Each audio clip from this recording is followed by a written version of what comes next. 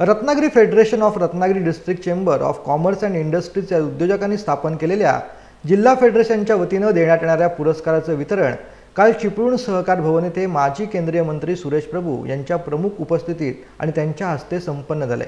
यावेळी ज्येष्ठ संपादक मधुकर भावे, सुभाष चव्हाण, रमेश कदम, विनय नातू हे देखील उपस्थित होते।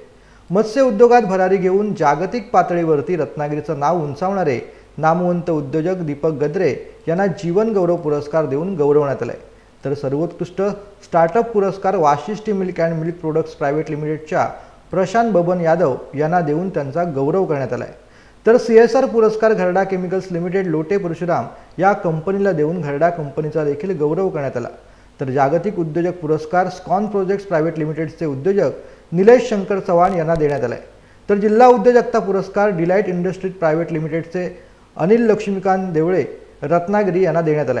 पुरस्कार प्राप्त उद्योजकांचे फेडरेशनचे अध्यक्ष डॉक्टर प्रशांत पटवर्धन, वरिष्ठ उपाध्यक्ष राजू सावंत, उपाध्यक्ष धनंजय यादव, सेक्रेटरी केशव भट, रघुवीर सावंत देसाई, राजू जोशी, रत्नागिरी उद्योजक संघटनेचे अध्यक्ष दिगंबर मगदूम, लोटे उद्योजक संघटनेचे अध्यक्ष राजेश आमरे आणि नॉर्थ रत्नागिरी इंडस्ट्रीज असोसिएशनचे अध्यक्ष अनिल त्यागी, दापोली उद्योजक संघटनेचे अध्यक्ष नरवणकर यांनी देखील त्यांचं अभिनंदन केलंय।